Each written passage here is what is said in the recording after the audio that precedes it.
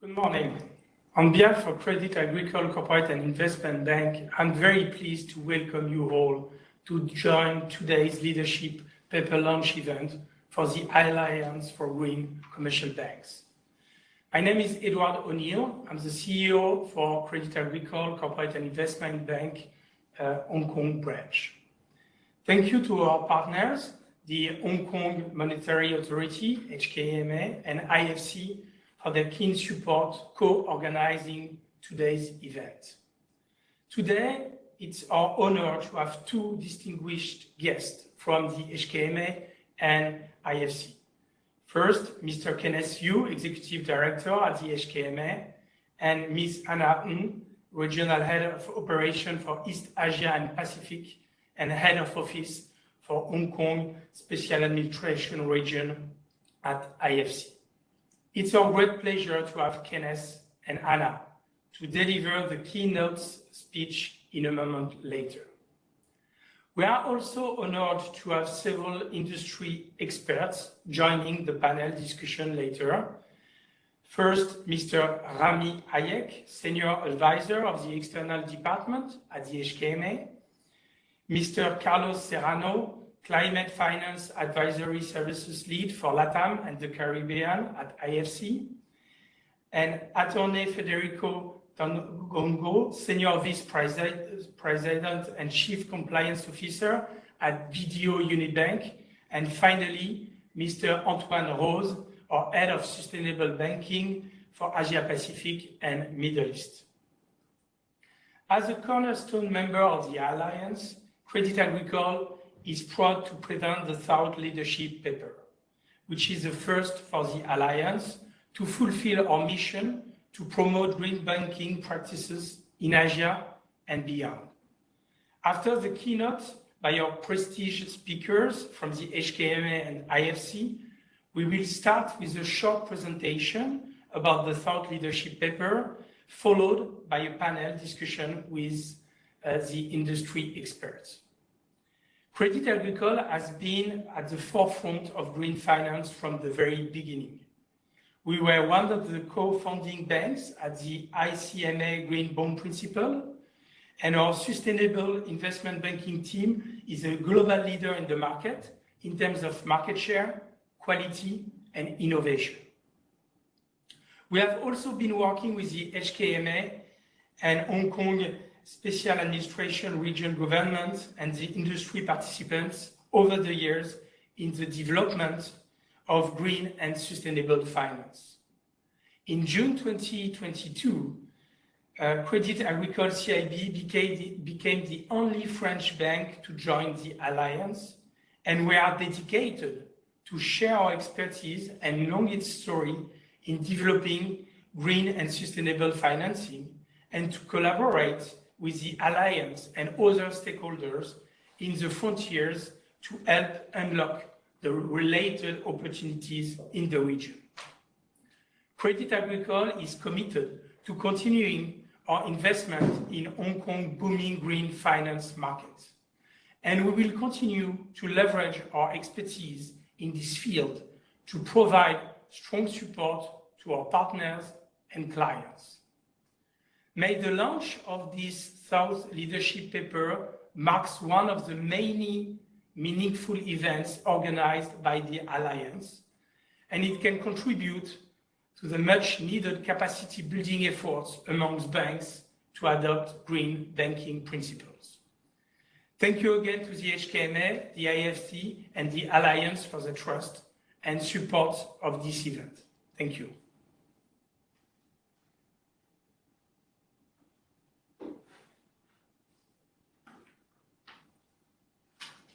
Thank you, Edward.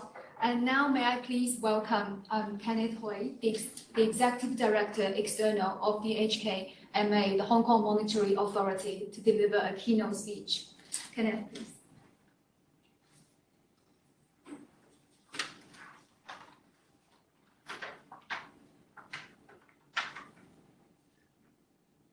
Everyone, Crédit Agricole colleagues, ladies and gentlemen, good morning. It's a pleasure to be here today.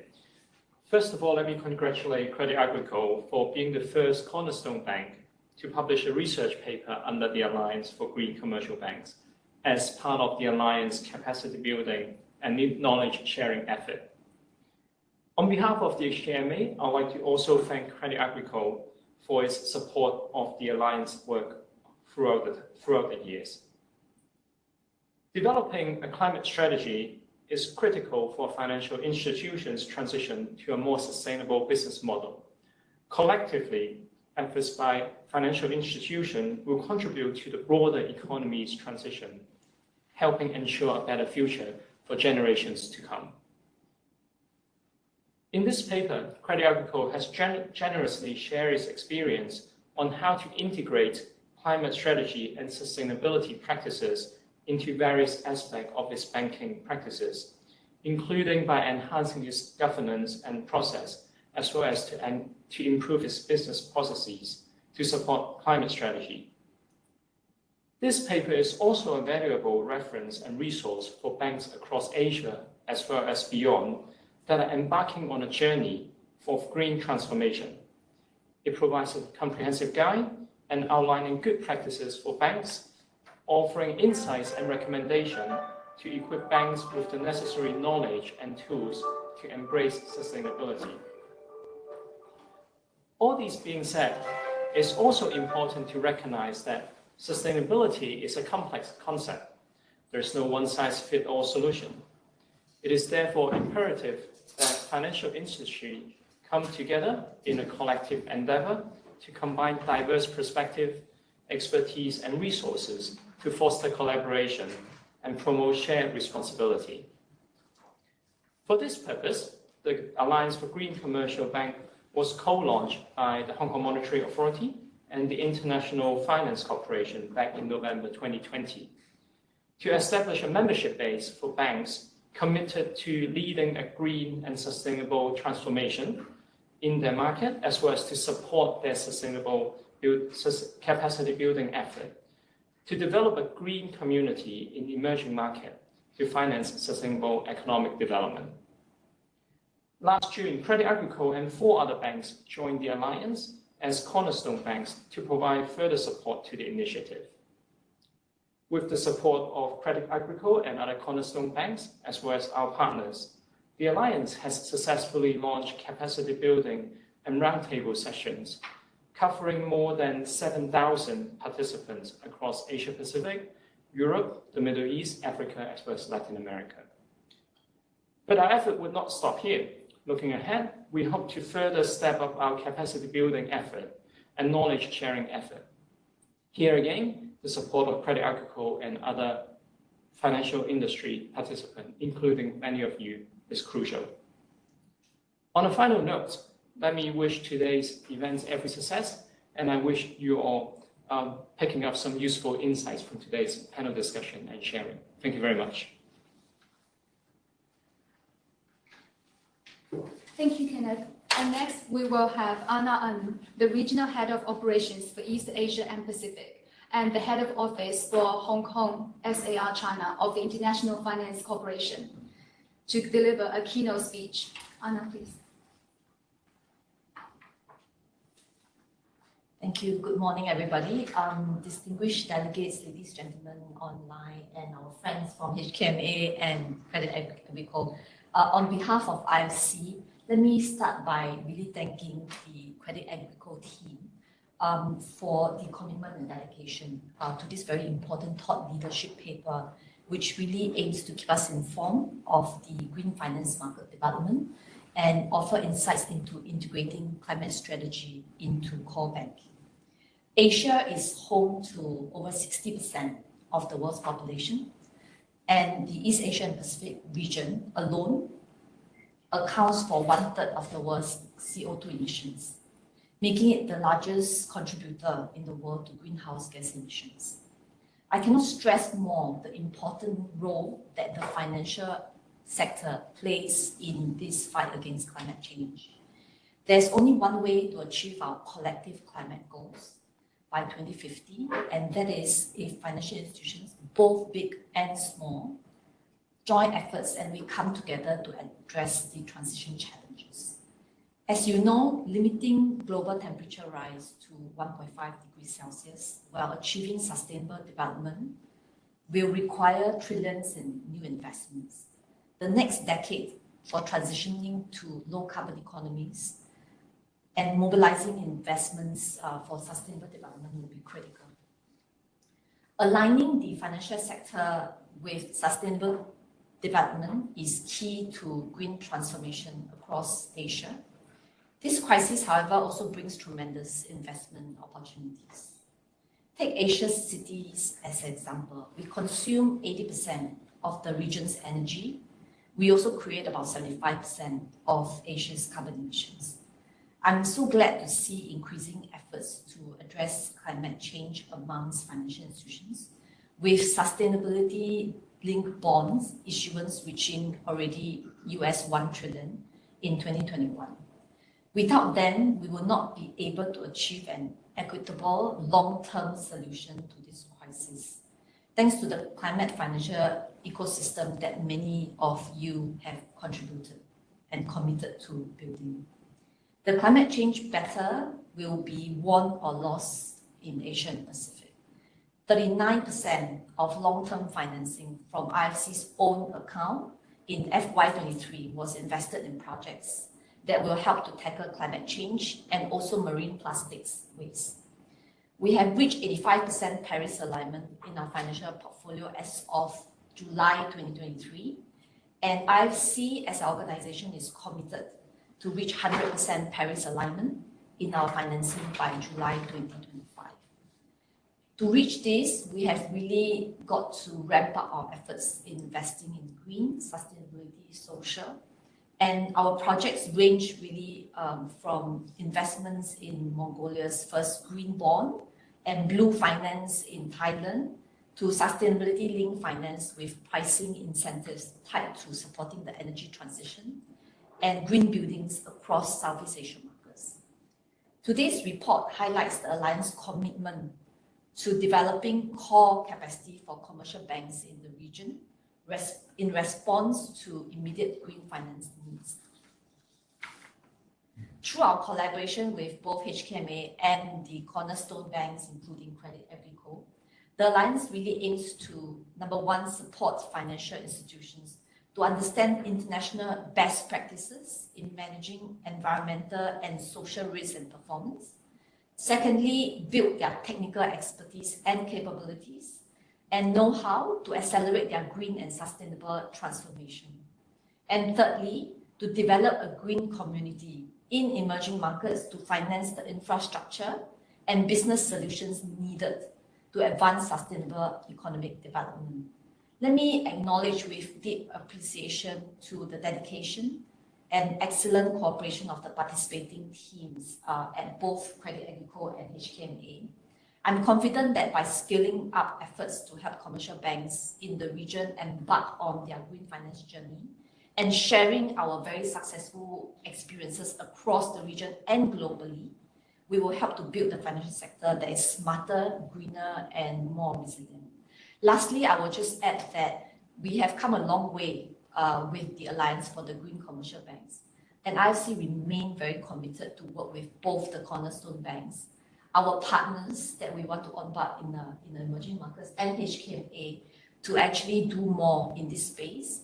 This thought leadership paper is really one of the many activities that we will work together, and I look forward to more in the coming months and years. Thank you.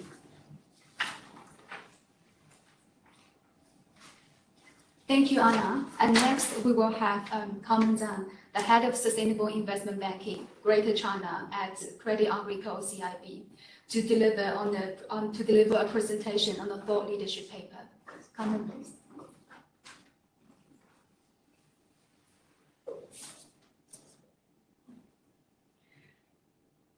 Ladies and gentlemen, good morning. I'm Carmen from the Crédit Agricole's Sustainable Investment Banking team. Nice to see you all here. It's my pleasure to introduce to you the highlight of this thought leadership paper which we have led. The paper is about defining an ambitious climate strategy for green banking. Its main purpose is for Crédit Agricole CIB, which hereby I'll refer as CACIB, to share a history and story of building up a green bank. And what we're trying to do here is not really to give a hard definition for all about what is a green bank, but rather to shed light for our fellow banks by sharing our journeys and lessons learned so far in a structured way.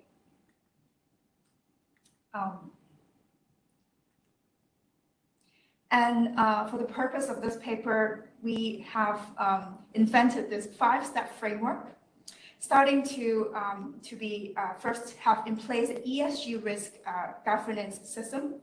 Secondly, to define green in balance sheets, formulating climate commitment, integrating this commitment into our day-to-day operation, and finally, to develop advisory capability in ESG. I'll spend a bit more time in the first step about ESG risk governance, as it is a driving force that marks the turning point of why green banking has evolved beyond good to have. We can even say that it is aligned with our fiduciary duty as a bank to greenify and align our financing activity to a more sustainable future in view of the materiality of this ESG risk. I'll give you 3 examples on the right. First, on stranding assets. As the world's transition away from carbon-intensive activities, assets which are not able to adapt to a low-carbon mode will soon face stranding. The most obviously impacted sector is the oil and gas sector, but other sectors which rely highly on fossil fuel, like petrochemicals, steel, cement, to name but a few, they will also be heavily impacted. And a study by MIT released earlier this year estimated that the stranded fossil fuel unrealized output could reach $30 trillion in a net zero world. Of course, the estimate of the potential value at risk would vary, but you can get the scale of the risk and why it is important for banks around the world to be able to anticipate it. The second risk is on regulatory risk. Climate change has the power to trigger systematic financial risk. Some statistics again. The pilot climate risk stress test by the HKMA in 2021 shows that the capital adequacy ratio of its studied institution dropped by an average 3% point over the 5-year horizon under the disorderly transition scenario. Another example, in 2022, European central banks finds that a sudden rise in carbon prices to over 150 euro per ton could cause a major financial shock. And that's why regulators over the world have placed increasing attention and regulatory pressure for banks to improve their climate resilience.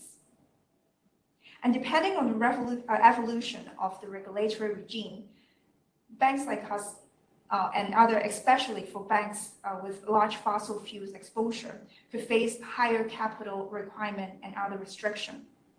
And the final risk, which is imposed by investors. The fear of stranded assets and reputation risk has steered the divestment movement by investors.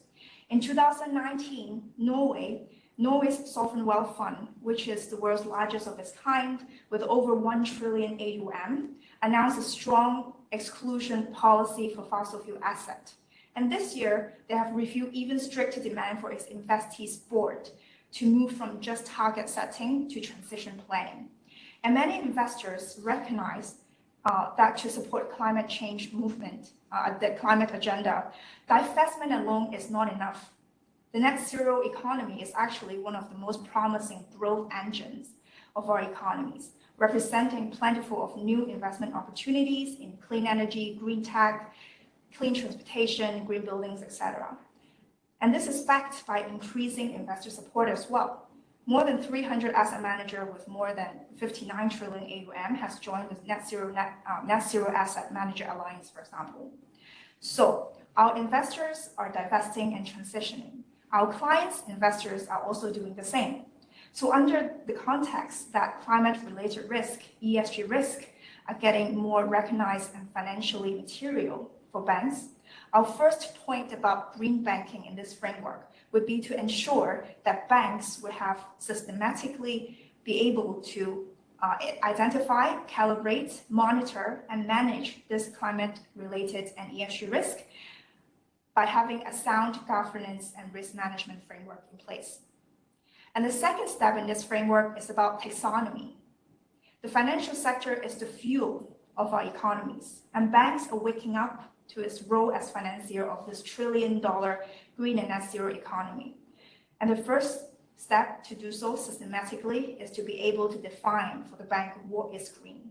And CIB, we started our green journey more than a decade ago. Back then, there was no taxonomy available, and we had to work to build one of our own. But now, market participants are luckier in the sense that regulators, market stakeholders are launching taxonomy and have our work cut out for us. For example, the HKMA is leading the launch of the Hong Kong taxonomy, laying out strong foundation for banks and corporates to conduct green activity via Hong Kong. In the paper, we summarize other key trends of green taxonomy developments, including the rise of the common ground taxonomy, which aims to create a common language amongst jurisdiction on defining what is green for green finance. And the third step is about making clear commitment in this framework. On a political level, many countries have announced NDC, nationally determined contributions, which are nationwide decarbonization targets.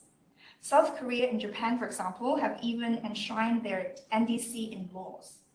Indeed, for us, it's only a matter of time. The financial institution face concrete pressure to decarbonize their portfolio and to be aligned with the targets in the geography that they operate in. Secondly, peer pressure is also mounting. More than 130 banks, representing more than 40% of global banking assets, has committed to the Net Zero Banking Alliance. The third step of green banking in this framework, therefore, is about setting market-aligned climate commitment. It is very challenging. It is a very challenging journey. As we know, target setting can be a delicate science, but the market has concurrently developed more tools for banks to assess, benchmark, and set strategy on their climate performance, such as PCAF, a partnership for carbon accounting financials, and the Science-Based Targets Initiative. And this leads me to the fourth step in the framework, the integration of climate commitment into a bank's commercial execution while maintaining business viability. Achieving meaningful decarbonization is a complex exercise requiring strong coordination among all functions and departments of the bank. It is also a long-term journey that can take decades for some. Leading players in the markets are having dedicated frameworks in place to integrate climate target into its lending decisions, from data collection process from its client, product development, to credit assessments, to pricing. And the last element of our green banking framework is to develop ESG and climate-related advisory capabilities. One characteristic about the financial sector's carbon footprint is that the majority of it is generated via our lending and financing and advisory activities. Sure, it's nice to print less paper, but at the core, banking is a service industry. So a fundamental value of a green bank should be to incorporate the green and ESG element into our services to our clients. It's not enough for us to divest and to not lend to carbon-intensive sector. A green financial institution, a green bank, should also act as an enabler to help its client to decarbonize and transition as well. Up next, we'll use CIB as an example of how we fit into this five-step framework. First, on ESG risk governance, we strive to assess and integrate ESG risk into our day-to-day commercial practices. To highlight a few of our levers, first, we have established governance structures which allow assessment and veto power by an independent committee for commercial cases with high ESG risk, supported by sector research and group experts on technical issues. Our CSR policy specifies the ESG criteria that guides our financing and investment with regard to key issues that are most relevant to our bank. in particular in regards to human rights, the fight against climate change, and preservation of biodiversity. And finally, we have a dedicated team focusing on sustainable investment banking to advise the group's key clients around the world on their transactions. The second pillar on defining green in balance sheets. Since 2013, we have been issuing green bonds to finance our green loan portfolio. And our team, the Sustainable Investment Banking team, with its technical capability, is the gatekeeper on the green quality of our green loan portfolio. We also provide transparency to the market via our green bond report, and being one of the world's few banks to estimate and disclose the carbon footprint linked not only to our operations, but also to our financing and investment activities. We're also an important market voice to advocate quality taxonomies development around the world, and we are a leader in structuring green transactions which are aligned with the latest taxonomy developments. On setting out climate commitments, we recognize the importance of industry collaboration to promote green banking, and we have been in the first circle of institutions that supported and developed most important market initiatives like the Equator Principle, Green Bond Principle, Poseidon Principle, etc. And in July 2021, our group joined the Net Zero Banking Alliance. That means that by 2050, the group's net financed carbon emission, not just via our direct operation, will have to be down to zero. The group will also publish decarbonization strategy for our portfolio in 10 economic sectors listed here, which represents 75% of our global emission and around 60% of our credit exposure. On the integration of our climate commitments, we strive to reasonably integrate ESG and climate readiness into our credit granting process and client engagements. In 2015, we were one of the first banks in the world to introduce the green liquidity factors, which essentially is a discount, internal discounts to incentivize our internal business lines to push forward sustainable transaction by offering a more favorable internal liquidity cost for accessing our funds. And finally, on advisory capabilities. This has been the core of our green banking capability development to be able to provide our client with top-notch advisory services and technical support focusing on ESG, from structuring a green bond to tapping an ESG rating. With this mission, we're one of the top green structuring advisors globally, co-founded the Green Bond Principle back in 2014, and have led many innovation in the market, and also have diversified many ESG structure among different financial products. And by doing so, we have won many important business opportunities while doing good and doing green. More than a decade ago, we forged our green banking path with a conviction that green finance is an essential evolution for us as a bank. And fast forward to now, we're both pleased and uneasy to see that we were absolutely right, as we're racing with time with climate change. And I sincerely hope that our sharing today of our journey in this 5-step framework have some reference value for you, our fellow banks, to create your own green banking paths. And please finally be reminded that this paper would be accessible via the Alliance official website. Thank you very much.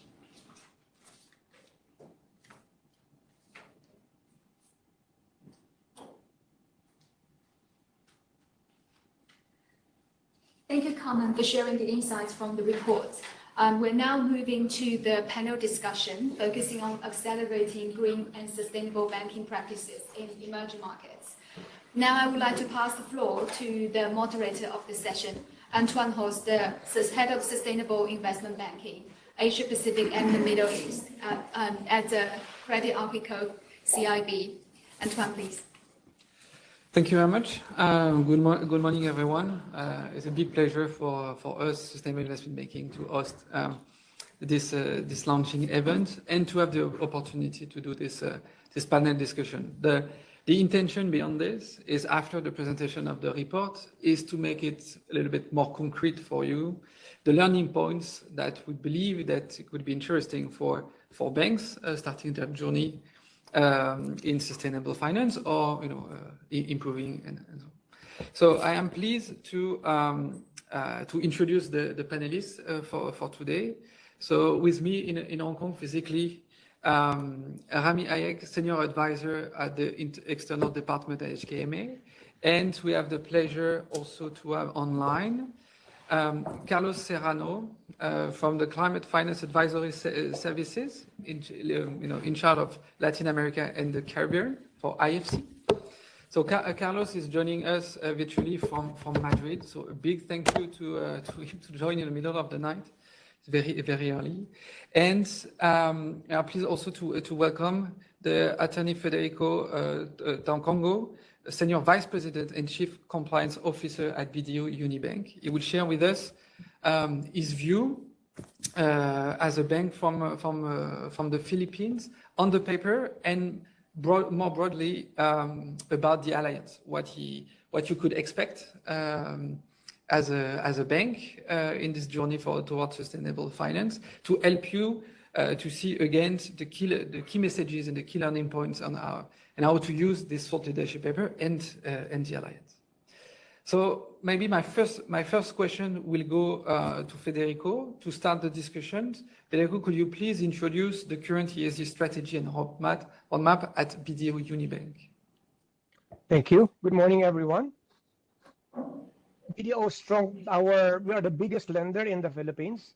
BDO Unibank has a strong commitment to sustainable finance, and it is shown in its track record in leading the Philippine banking industry in 4 key areas. First is financing groundbreaking renewable energy projects, pioneering innovative funding channels, forging sustainable partnerships with international finance institutions, and early integration of environmental and social, climate and transition risk in our lending business, which started 13 years ago, even ahead of regulatory or market requirements. 2010 was a milestone year for our bank. It was in 2010 when BDO created its dedicated sustainable finance desk, which focused in financing opportunities within the spectrum of sustainable energy projects. Second, in the same year, we instituted a sustainable energy finance program in partnership with the International Finance Corporation. That same year, we established a social environment management systems policy, which focused on an environmental and social risk categorization integrated into our credit assessment system. We pioneered renewable energy projects through our sustainable finance desk. We financed 58 large-scale renewable energy projects with a total installed capacity of 2,252 megawatts, which constitutes about 25% of the Philippines' total renewable capacity. These renewable projects cover solar, wind, hydro, biomass, and geothermal. Of these 58 large-scale projects, 3 are actually outside of the Philippines, 1 in Taiwan and 2 in India, which were financed by our BDO Singapore branch. We also pioneered LEED buildings, green buildings at the platinum level. We financed the constructions of Zui League building, the very first green building in the Philippines to earn a platinum level in LEED. And this was the first green building in a district in Makati. We support retrofitting of old buildings.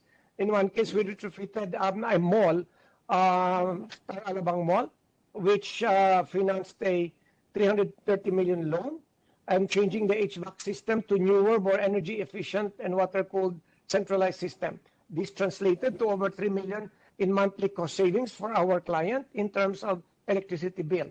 It also contributed to an estimated GHG avoidance of 3,774 tons of carbon dioxide per year.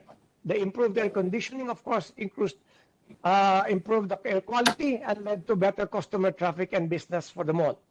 We also pioneered financial instruments in the Philippines and in the region, such as in 2017, the issuance of the first green bond, $150 million green bond, the first in the Philippines and East Asia Pacific, aimed at expanding financing for renewable energy. In 2022, the issuance of the $100 million blue bond, the first blue bond in Southeast Asia, aimed at supporting waste and water and wastewater management in the Philippines. These projects were made possible together with partnership with IFC. In January last year, we launched our first Asian Sustainability Bond, which raised 52.7 billion pesos or $955 million to allocate the use of proceeds to eligible projects under the bank Sustainable Finance Network. It was the largest private sector debt securities issuance in the Philippines. And it was actually 10 times oversubscribed, where we began an offer of 5 billion. On the social initiatives, we focus on financial inclusion, upholding human rights and disaster risk management and response. During the pandemic, while some banks closed their branches and switched to purely digital platforms, BDO continued to be open on both sides, both on the physical side and also on the digital banking side. We have, even in the middle of the pandemic, we were expanding 100 branches a year, physical branches, which brought us to a total of 1,650 branches, with 1 branch in Singapore and 1 branch in Hong Kong. Our financial inclusion strategy is phygital, investing heavily in both digital and physical platform. We have to do it this way because we are a country divided into an archipelago of 7,640 islands. The Philippines is very prone to the national disasters such as typhoons, floods, and earthquakes. In the most recent World Risk Reports, the Philippines ranked #1 in terms of risk, #4 in terms of vulnerability. When this natural calamity strikes and electricity goes out, no internet connection, no communication channels, and digital platforms become unreliable. This is where our physical branches were tested, and we remained open so people can have access to actual cash. We reach also into areas without branches or ATMs, using even motorized people to bring our Cash Agad program into areas so that people in marketplaces or in actual physical markets, we can actually reach out with point-of-sale terminals so they can actually do real-time banking in the marketplaces while they serve their fish or their wares. And we have 10,429 cash agents. These are local small stores or hardwares where you can actually withdraw money. And we have covered 90% of the municipalities in the Philippines, including areas of high poverty and hard-to-reach areas where there are no banks or no ATMs. Early this year, our board approved an environmental and social risk management program. Our board is very, very invested in doing this. We have a board-driven approach. And in September 2022, we issued our board-approved Energy Transition Finance Statement, which contains our commitment not to finance new coal capacities, a practice which we have begun since 2019. Our Philippines is a developing country. We also have to be sensitive as to our journey. We cannot journey as fast as those in the developed country. And in our statement, we want to make sure that there is energy security, even as we try to push the envelope in transitioning to low carbon. Our sustainability initiatives are overseen by 4 different board-level committees: the Executive Committee, the Corporate Governance Committee, the Risk Management Committee, and the Board Audit Committee. You cannot be a board member without having to touch or make decisions and look into the details of the sustainability program of the bank.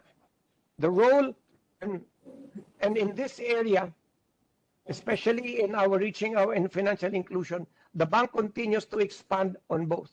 We have seen that 50% of our adult population still don't have a bank account, because even if they have cell phones and even if they understand it, they understand digital banking, they are afraid. And sometimes it requires a physical manager in a branch to help them understand and get them started in the journey. Even the financial technology players in the Philippines know that the first part of digital banking begins with a physical teaching of our people. We hope to push the boundaries of the digital reach, but we have to do also physical reach. This is BDO. Thank you very much, Federico, for sharing that. It's obviously that BDO Unibank is not starting the journey. You are advanced, so you are an expert in promoting ESG and sustainable finance in emerging markets. So can I ask you as a second question, your views on this initiative, I mean this thought leadership paper. I hear in your speech some elements very aligned with what we try to bring, but please elaborate on this and share your comments for the benefit of the audience as a practitioners. Actually, what we love about the paper is actually affirmed our journey. Even the steps, we were so happy when we were looking at the steps. The role of financial institution is absolutely critical because the transition requires money. The case study is a very good resource and can serve as a guide for smaller banks who are still unsure on how to move forward. No matter the size of the institution, we are expected to meet expectations and requirements of different stakeholders, regulators, ESG rating agencies, investors, clients, vendors, even communities, and even our own employees. BDO has 40,000 employees. For us, we have the 3 E's. Okay, and it is covered in those 5 sets, and we'll explain later why those 5 sets makes clear to us.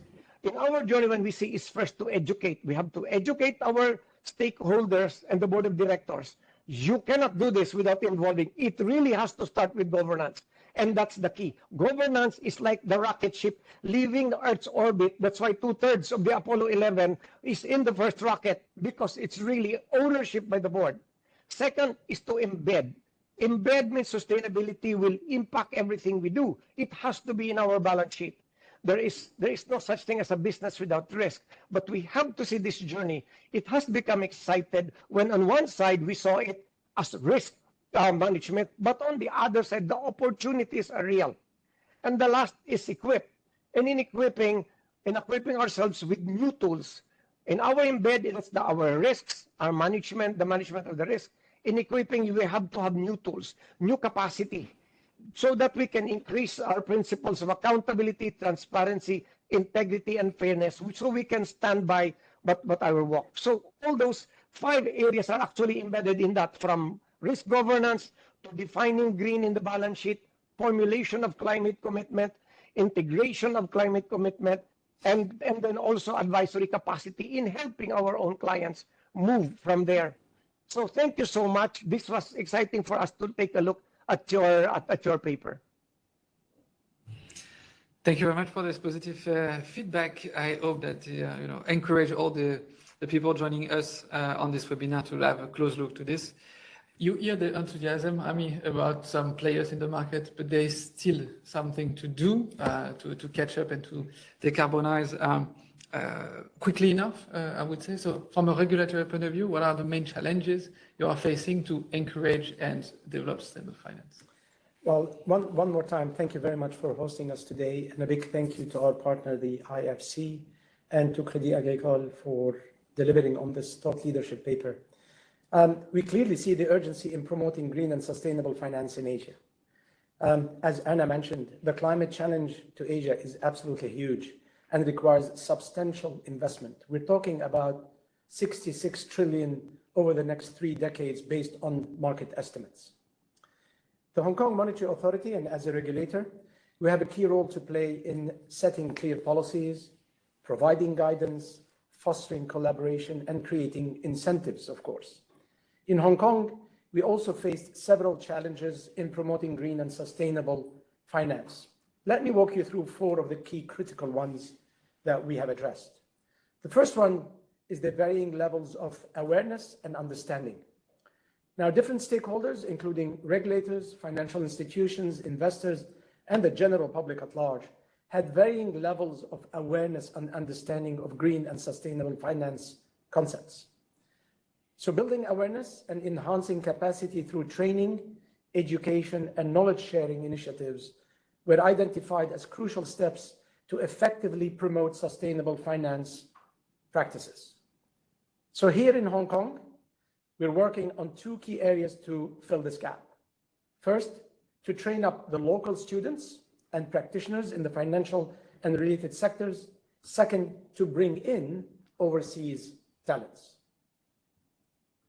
The second challenge is what we call the limited availability of quality of ESG data. Now, due to varying non-financial information disclosure requirement under different markets and jurisdictions, the region faces challenges in accessing reliable and high quality environmental, social, and governance data. This limited regulators' ability to assess the sustainability of investments and ensure reliable reporting. Efforts were needed to improve data collection, standardization, and disclosure practices to enhance transparency and comparability. To address this issue, we at the HKMA have been working to enhance the data availability and accessibility through a centralized data portal to provide the industry with consistent data sets. Starting with the government climate data, we are going down the list to also look into corporate level data. The third challenge was the establishing of comprehensive and consistent policy and regulatory framework. The region faced the challenges of establishing comprehensive and consistent policy and regulatory frameworks for sustainable finance. Different countries in Asia had a varying level of regulatory maturity and differing approaches to sustainable finance. The lack of interoperability of green classification and standards across jurisdictions have hindered comparability and created barriers for cross-border green capital flows. It is therefore important to try and build comparability across different markets and provide investors with consistent reference. That's why we are developing a local green classification framework based on the Common Ground Taxonomy jointly developed by China and the European Union, with an aim to achieving interoperability and contribute to consistency in defining and classifying environmentally sustainable economic activities. And as Carmen mentioned in her introduction on the thought leadership paper, this is a very specific point that was tackled in this paper, and I encourage you all to read it. Now, the fourth challenge that I'd like to walk you through is what we call the funding needs and the role of climate finance. Meeting the multi-trillion-dollar funding needs for climate-related projects and initiatives required more than just public sector funding. Climate finance played a crucial role in this regard, helping the public sector raise funding from the market and mobilizing private capital to directly fund climate actions. In this process, the private sector had an opportunity to mitigate climate risks in its own assets while seeking reasonable returns. Hong Kong recognizes the existence of various challenges on the journey towards sustainability and is dedicated to finding diverse solutions. Over the past few years, Hong Kong has made significant strides as a leader in sustainable finance in Asia. However, it is important to note that some of these challenges still persist globally and require collaborative efforts to address them. Thank you. Thank you, Rami. So my next question will be for Carlos. We focus for the moment for the discussion on promoting sustainable finance in Asia. It's probably the time to ask you as an expert on other regions, such as Latin America and Caribbean region. What is developing for sustainable finance promotion in other regions, and what is your view on what we are trying to do in Asia, on the readiness of the financial sector, on the ambitions of all these initiatives?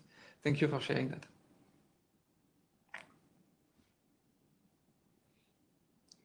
You are on mute, Carlos. I'm sorry.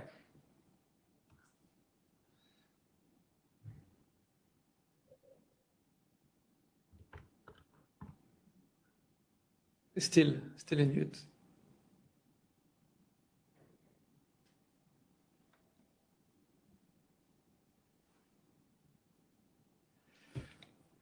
So apparently there is a technical problem. So maybe I can go for another questions and let you the time to handle this. No, he's trying to sort it out, but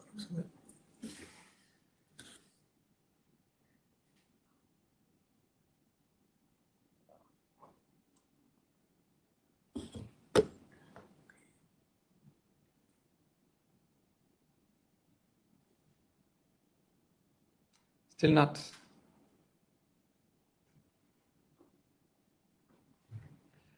No? Yeah.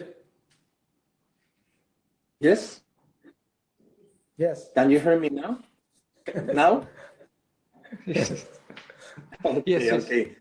So I was saying I was saying good morning from and good night here from Spain, ladies and gentlemen, and thank you very much, especially to our partner, the Hong Kong Monetary Authority and the cornerstone allies today, Crédit Agricole, no, and also thank you to my IFC colleagues that have invited me in this very important event when the Alliance is presenting the first research paper. Well, what I have heard here is very, very much aligned with what is happening, in my opinion, in the rest of the world. We are seeing an acceleration of climate finance and green bank transformation.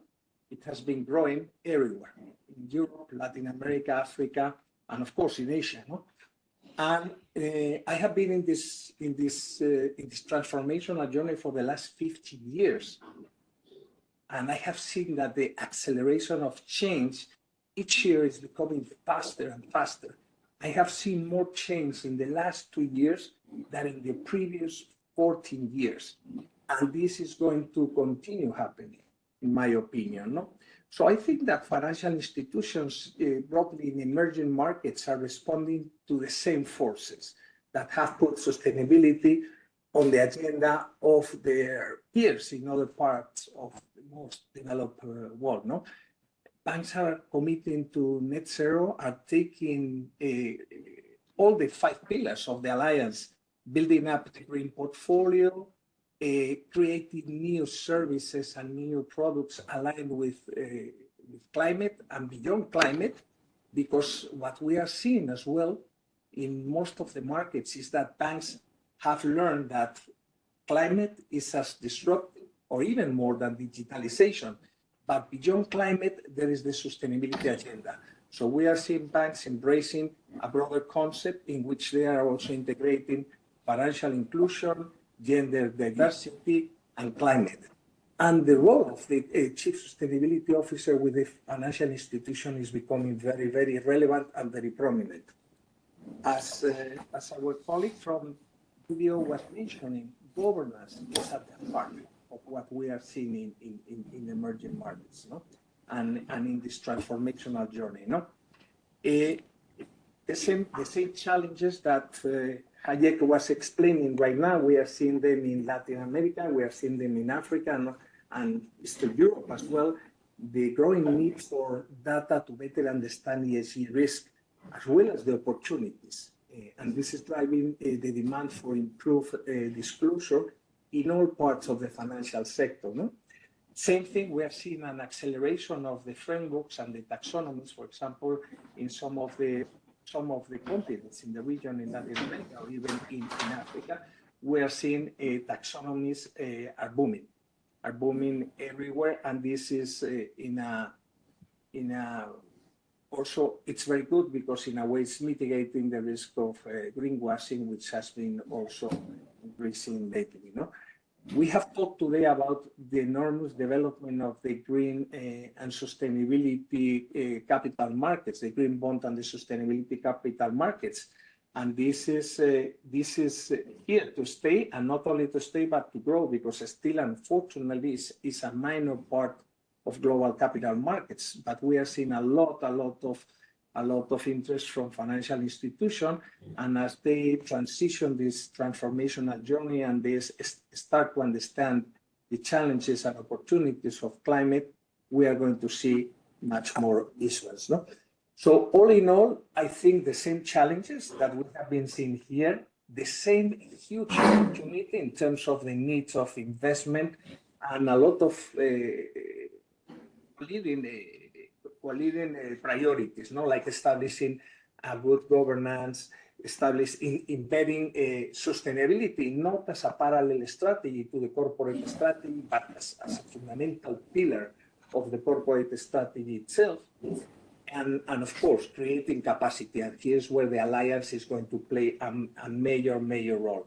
Still, many banks are at the beginning of the transitional journey. They are starting to still at the beginning of the learning curve, and capacity building and market awareness, we have seen it has been absolutely fundamental, as important as financial flows. I will stop here. Thank you. Thank you very much, Carlos. I would like to use the time of this panel discussion to talk also more broadly about the alliance, to discuss about its ambition, its vision, and to cross-check with the expectation of a practitioner. So my next question is for Federico. What do you expect from this alliance to bring to you? And do you consider, as a BDO Unibank, to become a member of this alliance? We would be excited to join this alliance, and also what is exciting for this is it gives even the other banks in the Philippines a guide. Definitely, to accelerate our sustainability journey, we cannot do this alone. We need to collaborate. What this case study and this conference makes meaningful is what collaboration can do. What is helpful for us are the actual examples and actual practices that Crédit Agricole has generously shared. It is inspiration by demonstration. Looking at the 5-step structure, just our bank, it gives us even a greater focus on what we're about to do. And we hope we can share this with the other banks in the Philippines. The first step, our board-approved ESRMS program identifies our focus areas, risk appetites, and opportunities in credit, investments, and operation. And like what was just shared, this cannot be a program that you do. It has to be embedded in the way we think and approach our business. We are now involved in a massive capacity building, and this will help other banks who are doing capacity building. Especially, we want to leverage our 40,000 employee strong organization. And then also, our central bank just released a taxonomy about 2 weeks ago. This will help us identify the green in our balance sheet. And even as we try to adjust to the ISSB, we really want to leapfrog in trying to catch up with the region. And I think this alliance will be helpful in that. And then also in formulating a climate commitment, reading works like this helps us find the language, helps us find the words and the description, so it's easier for us to adapt. In formulating the formulation and sticking to our climate commitment, in the bank we have an intergroup project team across our banking conglomerate. We are a banking conglomerate with 27 companies, but then so we are working with international consultants to work in our reporting aligned with the TCFD, okay, including our science-based targets and pathway aligned with the Paris Agreement.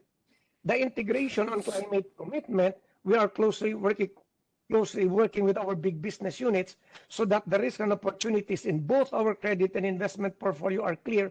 And then so we are aligned with whatever commitments we make, and hopefully we can fast track our commitment. The Crédit Agricole work will help us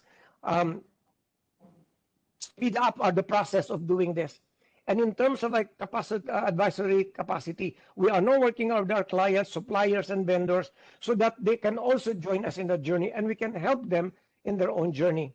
But definitely, the work when we look at the Agricole study and we look at how we're doing it at our bank, everything is happening all at the same time in different phases. Like Michelle Yeoh's Oscar-winning movie, it's like these 5 phases, it's happening everything, everywhere, all at once, because education was there and it is board-driven. And we would like to thank Agricole for sharing this. This is really high value. Sustainability is a place for collaboration and sharing notes. Doing this in isolation will make the journey longer and rougher, because even the Lone Ranger was not alone. He had Tonto. In collaboration, we all get to win. Actually, for everyone's sakes, we have to win, because losing is not an option. Thank you very much. So my next question, back to Rami. So as HKMA anchor, a member of this alliance, is this expectations is matching your vision for facilitating green and sustainable finance in the region? Absolutely, because Hong Kong being an international financial center and a leading sustainable finance hub in Asia, Hong Kong has to play a big role in harnessing the power of finance to support the transition efforts in the region at large. So the vision is underpinned by our strong commitment and concrete actions that help create a conducive ecosystem where climate financing can scale and bring about desirable opportunities and outcomes for the financial sector through the implementations of a range of initiatives. Just to give you an example, to date, Hong Kong is the #1 issuance hub for green and sustainable debt in Asia, with 7 times growth to over $80 billion in just 2 years. We also witnessed a strong growth in ESG investing. Now Hong Kong has 200 SFC authorized ESG funds in Hong Kong, representing a significant growth since a year ago. And I can share the statistic with you. That's a growth of 32% year on year. Now, to support the further development of the green and sustainable ecosystem in Hong Kong, the HKMA has been working on 3 key areas, and I'd like to walk you through these. First one is regulation, the second one is infrastructure, and the third one is what we call promoting the market participation, the capacity building. Let's zoom in on the first one, which is regulation. What have we done as a regulator? We have accelerated our regulatory efforts for the financial industry, particularly on risk management and disclosures. So in May 2023, which is a few months ago, the HKMA released a discussion paper on prototype of a green classification framework for Hong Kong. This is to outline our thinking and to seek and to gather feedback from stakeholders on its development and application, with the aim to facilitate navigation among the common ground taxonomy that we've talked about earlier, developed by the International Platform on Sustainable Finance and the green definitions adopted by both China and the European Union. Also, just this August, we also set out high-level principles to assist banks in maintaining safety and soundness in the transition to net zero economy. So we also took stock of industry practices and shared any useful observation tentatively by the end of the year. The second area we focus on is infrastructure. We have focused on talent development and data availability to foster the growth of the sustainability ecosystem. Let's cover a little bit the capacity building. We've launched multiple initiatives to boost talent development. First, we provide subsidies to practitioners and students to obtain sustainable finance-related training through the government-funded capacity building support scheme. Second, we're creating more internship opportunities for students through the sustainable finance internship initiatives. And thirdly, we have developed the enhanced competency framework to provide a more structured program for banking practitioners to build their knowledge and expertise in green and sustainable finance. Now on data, we've launched a data repository, and have been working with CDP to develop a questionnaire to assist non-listed companies and SMEs with their sustainability reporting process and facilitate financial institutions' risk assessments and relevant business decisions. So building on our existing efforts and also strong collaboration with other financial regulators and government bureaus under the cross-agency steering group, we are actively integrating transition consideration into our ongoing developmental and work. Recently, we welcomed the launch of the Hong Kong chapter of the Glasgow Financial Alliance for Net Zero, GFANZ, which will facilitate the sharing of knowledge and expertise to assist both local and regional financial institutions with their net zero transition. The third element is to promote awareness and market participation. We've been leading by example and providing financial incentives. Let me give you some examples. So since 2019, the HKMA has been assisting the Hong Kong SAR government to issue close to $22 billion worth of green bonds under the government green bond program, with bond proceeds allocated to a number of green bond projects, including green buildings, waste management and resource recovery, as well as energy efficiency and conservation. In addition to raising awareness, the issuance of the government green bonds has provided a dual benefit by fostering market development on a wider scale. We have been exploring innovative bond issuance structures with different denominations, tenors, to provide useful benchmark for potential issuers locally and regionally as well, to enrich the range of products in Hong Kong bond market. The Hong Kong government issued its inaugural and the world's largest retail green bond issuance worth Hong Kong 20 billion in May last year. enabling the public to participate in the sustainable development of Hong Kong through this investment. Also, the Hong Kong government issued its inaugural tokenized green bond in February of this year, which marked the first tokenized green bond issued by a government globally and demonstrated that Hong Kong's legal and regulatory environment is flexible and conducive to innovative forms of bond issuances.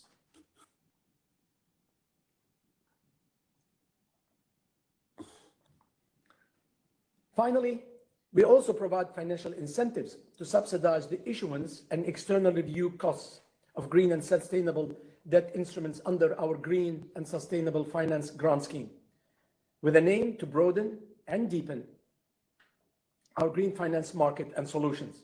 So far, over 280 debt instruments totaling almost $90 billion have benefited from the scheme. Last but not least, we recognize that collaboration and partnerships are equally valuable.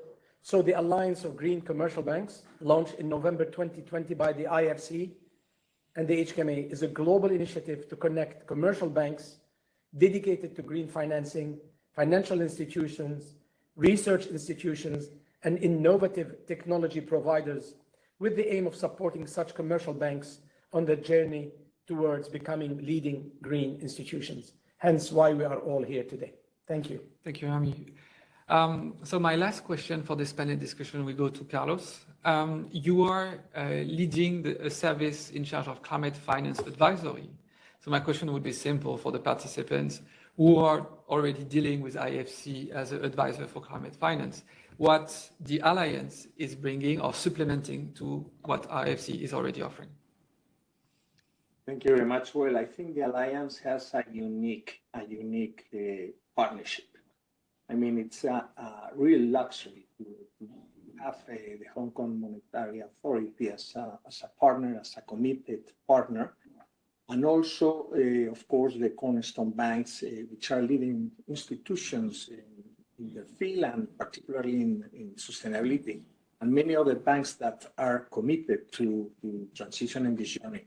What I think it makes difference and unique the Alliance is precisely that credibility, that backing of the partners and the allies that we have with time, the global reach that we can have, and the particular focus on commercial banks. Also, I think it's very important, as Federico was mentioning, the membership structure, the community of practice where best practices can be shared and can be transferred quickly in a journey that is extremely accelerated. No?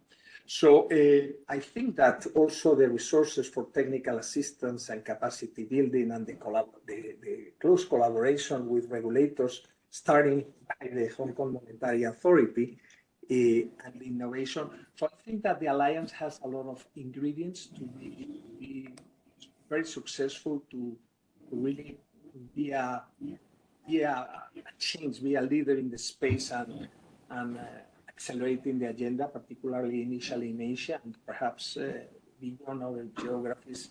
And as Rami was mentioning as well, it's so important, the power of alliances and partnership. This is, I mean, the climate agenda is huge. The challenges are really, really great. And we are doing a lot of things, as we have discussed today here. IFC is extremely committed with, starting by our own financial commitment. 40% of every single dollar going out from IFC right now needs to be aligned with climate. No? And we are trying to bring innovation with blue finance, with biodiversity, with the latest trends that are coming, with also working on taxonomies at market level, etc. No? So bringing all this capability of these important partners, I think it makes a difference in the Alliance, and I think we are going to have a big impact, and we are going to work with many institutions like BDO, which are committed to really embracing sustainability and still looking for profitability, but also for impact, for environmental and social impact. Thanks. Thank you very much. So it's end this panel discussion. We still have a couple of minutes, so you can. There is a chat on the platform, so you can send questions in the few remaining minutes if you have any. Maybe to go for conclusions, that's something I would like to hear from you about the next step for the Alliance to guide the audience. So maybe Carlos, you want to tease or excite the attendees about what is coming after the thought leadership paper from the Alliance? Well, thank you. I would like to see the Alliance growing in terms of membership, having a lot of banks signing to the basic principles that the Alliance is putting on top of the table, and I think that is going to happen. And I would like to see more partnerships as well, more allies coming and joining forces for this impressive challenge that we have ahead of us. No? So building up membership, building up and delivering all the huge knowledge that all the existing members and future members can bring should be, for me, key priorities in the short term. Great. Thank you very much. I think for a question of time, we'll conclude here this discussion. The membership program for the Alliance is supposed to be launched very soon, as you just hear. So if you are interested to join this Alliance, don't hesitate to contact HKMA, IFC, or Crédit Agricole. Part of the Alliance will be very honored to guide you through these processes to become a member. You can feel here a lot of momentum to support that, quite an exciting initiative there. So thank you very much for all our panelists to join this discussion. Thank you very much for the attendees to listen this event. And please let me take 1 minute to thank my team and all the CACIB teams that are beyond this thought leadership paper and the organization of this event. There has been challenging and interesting process, I would say. It's far from what we are doing on a daily basis. Practicing in sustainable finance, but we do believe that it's part of our duty to support and be advocate for the development of the market. So it was a pleasure. Thank you for your trust, and talk to you soon. Thank you very much. Bye-bye. Thank you. Morning. Thank you for having us.